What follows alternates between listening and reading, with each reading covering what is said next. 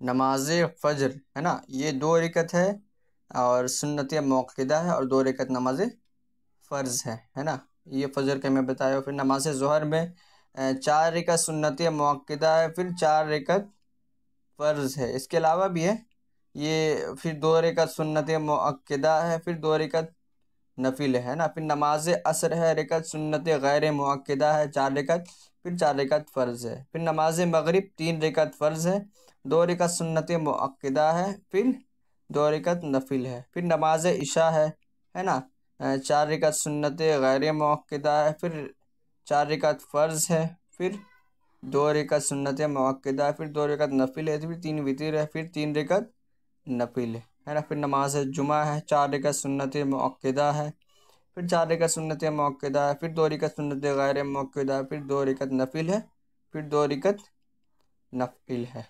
پھر نماز عید کی کیا طریقہ کار ہے؟ نماز عید میں 2 رکعت واجب ہے، پھر نماز تراویح ہے نا 2 2 رکعت کر کے 20 رکعت سنت مؤکدہ ہے نا.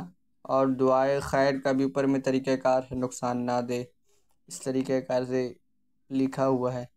تو یہ سبھی چیزیں جو ہیں ہمیں خیال رکھنا ہے، سنت مؤکدہ اور سنت غیر مؤکدہ. سنت مؤکدہ وہ ہے کہ جس کا پڑھنا ضروری ہے نا، اور سنت غیر مؤکدہ وہ ہے کہ اگر نہیں بھی پڑھیں گے تو کوئی حرج نہیں ہے، اس کا ثواب ہمیں نہیں ملے گا. تو جو چیز میں نے آپ کو بتایا ہے کیا ہے، کچھ سنت مؤکدہ ہے اور سنت غیر مؤکدہ. جیسے عصر کا یہ کیا ہے، یہ سنت غیر مؤکدہ ہے سنت، اور فرض جو ہے اسے پڑھنا ضروری ہے، فرض پڑھتے ہی ہے، ظاہر سی بات ہے. صلو علی الحبیب صلی اللہ علیہ محمد.